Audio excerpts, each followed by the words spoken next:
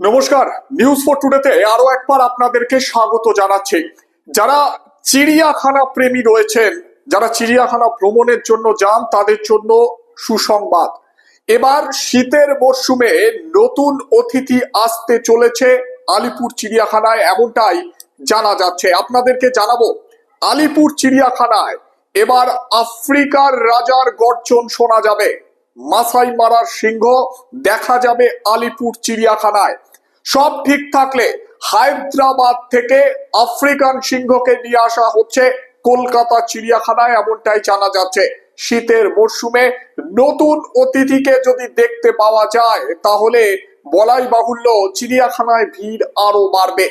ইতিমধ্যেই রাজ্যের বনমন্ত্রী মনোজ কুমার ওরাও তিনি জানিয়েছেন, আলিপুর চিড়িয়াখানায় নতুন অতিথিদের নিয়ে আসা হবে, চিড়িয়াখানাকে সুন্দর করে সাজানো হবে, পাশাপাশি চিড়িয়াখানার ঝিলকেও সংস্কার করা হবে।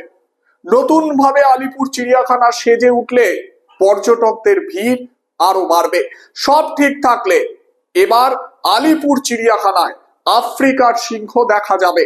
আলিপুর চিড়িয়াখানায় সিংহ রয়েছে, ইতিমধ্যেই 5টি সিংহ রয়েছে, তবে কোনোটি আফ্রিকার সিংহ নয়।